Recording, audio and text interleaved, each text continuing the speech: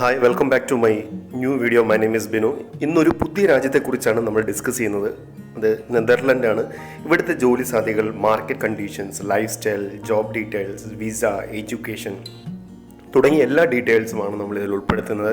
ഇത് കുറച്ച് പാർട്ടായിട്ടായിരിക്കും നമ്മൾ പോസ്റ്റ് ചെയ്യുന്നത്. നിങ്ങൾ ആദ്യമായിട്ടാണ് എൻ്റെ വീഡിയോ കാണുന്നതെങ്കിൽ നിങ്ങളുടെ അറിവിലേക്കായിട്ട് ഒരു കാര്യം ഞാൻ ആദ്യം തന്നെ പറയട്ടെ. യൂട്യൂബിൽ ഒരു രാജ്യത്തെക്കുറിച്ച് വളരെ വിശദമായി തന്നെ ഒരു വീഡിയോസ് നമുക്ക് കാണാൻ സാധിക്കില്ല. അതുകൊണ്ട് തന്നെ ഒരു ജോലിക്ക് വിദേശത്ത് പോകുന്ന എല്ലാവർക്കും ഒരു ഐഡിയ ഇല്ലാതെ പോയി പിന്നീട് തീരുമാനം തെറ്റായിപ്പോയി എന്ന് കരുതുന്നവരും അതുപോലെ തന്നെ സാഹചര്യം കൊണ്ട് പിന്നെ അവിടെ തന്നെ തുടരുന്നവരുമാണ്. അതുകൊണ്ട് തന്നെ നിങ്ങൾ വിദേശത്ത് ജോലി നോക്കുന്നവരാണെങ്കിൽ തീർച്ചയായിട്ടും ഈ ചാനൽ നിങ്ങൾക്ക് പ്രയോജനം ചെയ്യും. ഇന്ന് ഡിസ്കസ് ചെയ്യാൻ പോകുന്നത് നെതർലൻഡ് പാർട്ട് 1 ആണ്. ഇത് ഷെങ്കൻ വിസയിൽ പോകാൻ സാധിക്കുന്ന ഒരു രാജ്യമാണ്.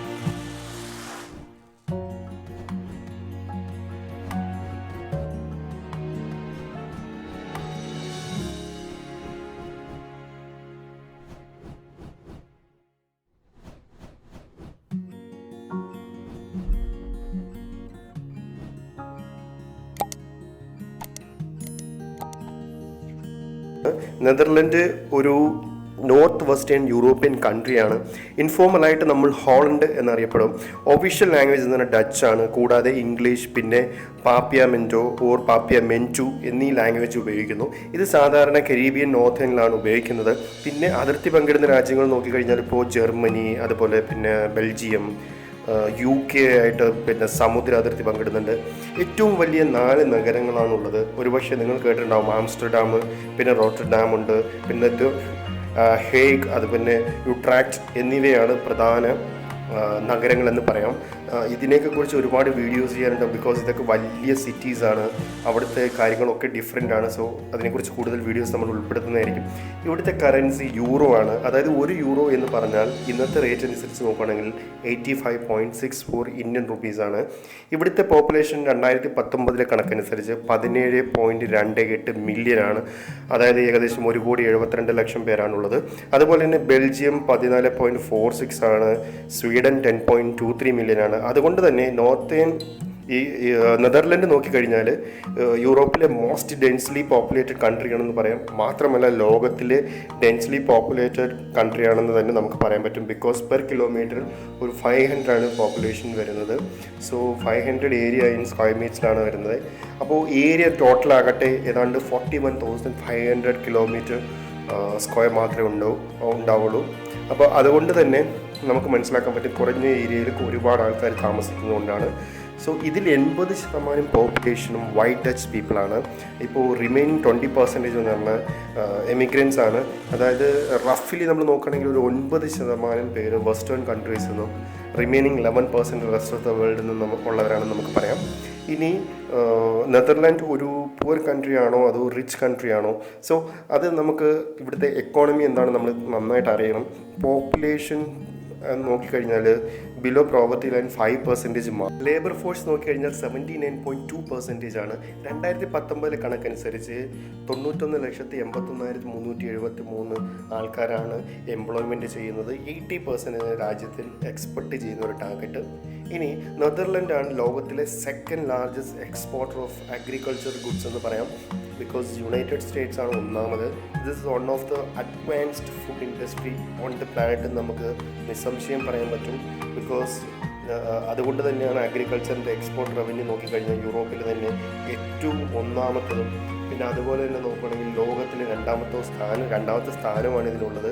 ഇനി ഇതൊരു റിച്ച് രാജ്യമാണോ എന്നുള്ളതാണ്. ലൈഫ് എക്സ്പെക്റ്റൻസി, അതുപോലെ എഡ്യൂക്കേഷൻ, GDP പെർ ക്യാപിറ്റ ഇതൊക്കെ കൺസിഡർ ചെയ്യുമ്പോൾ തീർച്ചയായിട്ടും റിച്ച് ആണ് എന്ന് തന്നെ നമുക്ക് പറയാം.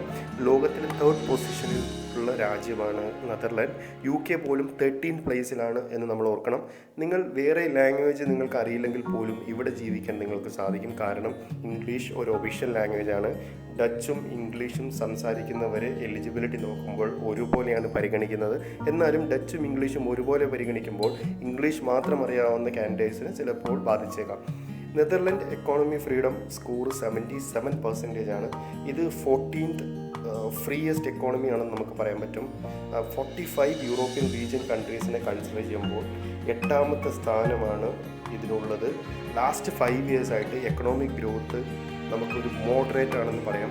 The top person income tax rate 52% ആണ്. ടോപ്പ് കോർപ്പറേറ്റ് ടാക്സ് വരുന്നത് ഒരു അപ്രോക്സിമേറ്റ്ലി ഒരു 25%. മറ്റ് അതായത് നമ്മൾ നോക്കുകയാണെങ്കിൽ വാല്യൂ ആഡഡ് ടാക്സ് ഒക്കെ അല്ലെങ്കിൽ അതുപോലെ തന്നെ എൻവയോൺമെൻറ്റ് ടാക്സ് ഒക്കെ നോക്കുകയാണെങ്കിൽ ഡൊമസ്റ്റിക് ഇൻകത്തിൻ്റെ ഒരു 30.8% ആണ് വരുന്നത്. ഇനി ഏതൊക്കെ സെഗ്മെൻറ്റിലാണ് ജോലിക്ക് പ്രധാനമായിട്ടും പോസിബിലിറ്റീസ് ഉള്ളതെന്ന് നമുക്ക് നോക്കാം. നേരത്തെ പറഞ്ഞ പോലെ അഗ്രികൾച്ചർ റിലേറ്റഡ് ഇൻഡസ്ട്രി തന്നെയാണ് മെയിൻ. അതുകൊണ്ട് തന്നെ ചെറിയ വിദ്യാഭ്യാസമുള്ളവർക്ക് നെതർലാൻഡ് അവസാന വാക്കാണെന്ന് പറഞ്ഞാൽ നമുക്കത് തെറ്റു പറയാൻ പറ്റില്ല. അതുപോലെ തന്നെ ഓയിൽ, പിന്നെ അതുപോലെ നാച്ചുറൽ ഗ്യാസസ്, പിന്നെ മെറ്റൽ ആൻഡ് എൻജിനീയറിംഗ് പ്രൊഡക്ട്സ്, അതുപോലെ തന്നെ ഇലക്ട്രോണിക്, പിന്നെ മെഷീനറി, അതുപോലെ എക്യുപ്മെൻറ്റ്സ്, പിന്നെ കെമിക്കൽ ഇൻഡസ്ട്രീസ്, പിന്നെ പെട്രോളിയം, പിന്നെ അതുപോലെ തന്നെ കൺസ്ട്രക്ഷൻ, മൈക്രോ ഇലക്ട്രോണിക്സ്, പിന്നെ ഫിഷിംഗ്. ഇതൊക്കെയാണ് ഈ നെതർലൻഡിൻ്റെ ഒരു ഫോക്കസ്ഡ് ബിസിനസ് സെഗ്മെൻറ്റ്സ് എന്ന് നമുക്ക് പറയാം. ജോബ് മാർക്കറ്റിനെ കുറിച്ച് ഒരുപാട് പറയാനുണ്ട്. ഒരുപാട് വിദേശികൾ വർക്ക് ചെയ്യുന്നുണ്ട്. നേരത്തെ പറഞ്ഞ പോലെ 10 പേരെ എടുത്താൽ അതിൽ 2 പേരും വിദേശികളാണ്. അപ്പോൾ ING ഗ്രൂപ്പ്, റോയൽ, അതുപോലെ ഡച്ച് ഷെൽ ഗ്രൂപ്പ്, പിന്നെ യൂണിലിവർ, ഫിലിപ്സ് തുടങ്ങിയ ബിസിനസ് വുമന്മാരുടെ ഹബ്ബ് കൂടിയാണ് നെതർലാൻഡ്. അതുപോലെ തന്നെ ഫോറിൻ വർക്കേഴ്സിനെ റിക്രൂട്ട് ചെയ്യുന്ന ധാരാളം ഏജൻസി നിങ്ങൾക്ക് കാണാൻ സാധിക്കും. നെതർലൻഡിൽ ഇത്തരം ഏജൻസി ഒരുപാട് പ്രവർത്തിക്കുന്നുണ്ട്. ലീഗലായിട്ടും എല്ലാ രീതിയിലും നന്നായിട്ട് പ്രവർത്തിക്കുന്നുണ്ട്. അപ്പോൾ ഇതൊരു ഗ്രോയിങ് സെഗ്മെൻറ്റ് നോക്കിക്കഴിഞ്ഞാൽ അഗ്രികൾച്ചറൽ ആൻഡ് ഫുഡ് ഇൻഡസ്ട്രി തന്നെയാണ്. അതുപോലെ വരുന്ന മറ്റൊന്നാണ് ക്രിയേറ്റീവ് ഇൻഡസ്ട്രി, പിന്നെ chemicals, energy, IT, health and life science, പിന്നെ അതല്ല ലോജിസ്റ്റിക്സ് ഉണ്ട്, ആൻഡ് സർവീസസ് ഇൻഡസ്ട്രി എന്നിവയൊക്കെയാണുള്ളത്. ജോബ് വേക്കൻസി നോക്കുകയാണെങ്കിൽ ഹൈലി സ്കിൽഡ് വർക്കേഴ്സിന് ഭയങ്കര ഡിമാൻഡ് തന്നെയാണെന്ന് പറയാം. അതുകൊണ്ട് തന്നെ അവരെ ഹയർ ചെയ്യാൻ ഒരു ഫാസ്റ്റ് ട്രാക്ക് എമിഗ്രേഷൻ പ്രോസസ്സ് തന്നെ ഇവർക്കുണ്ട്. മാത്രമല്ല ചില ഇൻ്റർനാഷണൽ എംപ്ലോയീസിന് 30% ടാക്സ് ബെനിഫിറ്റ് വരെ ഗവൺമെൻറ് അലൗ ചെയ്യുന്നുണ്ട്. ഏറ്റവും കൂടുതൽ ഹയർ ചെയ്യുന്ന സെഗ്മെൻറ്റ്സ് നോക്കിക്കഴിഞ്ഞാൽ engineering with technical skill, IT specialist, may be in finance, ഇപ്പോൾ സെയിൽസ് ആൻഡ് മാർക്കറ്റിംഗ്, പിന്നെ കസ്റ്റമർ സർവീസ് തുടങ്ങിയവയാണ്. അതുപോലെ തന്നെ പ്രൊഫഷണൽസ് അല്ലെങ്കിൽ ഗ്രാജുവേറ്റ്സ്, ഹെൽത്ത് കെയർ വർക്ക് ചെയ്യുന്നവർ തുടങ്ങിയവർക്ക് നല്ല ഓപ്പർച്യൂണിറ്റിയാണ് ഉള്ളത്. ആവറേജ് മന്ത് സാലറി ഒരു 2341 യൂറോ ആണ്, അതായത് ഏകദേശം 2 ലക്ഷം രൂപ. അപ്പോൾ ഇത് ചെറിയ ജോലി ചെയ്യുന്ന കാര്യമാണ് പറയുന്നത്. നേരത്തെ പറഞ്ഞ ഇൻഡസ്ട്രി ആണെങ്കിൽ നിങ്ങൾക്ക് വളരെ മെച്ചപ്പെട്ട സാലറി നിങ്ങൾക്ക് നേടാൻ സാധിക്കുമെന്നുള്ളതാണ്.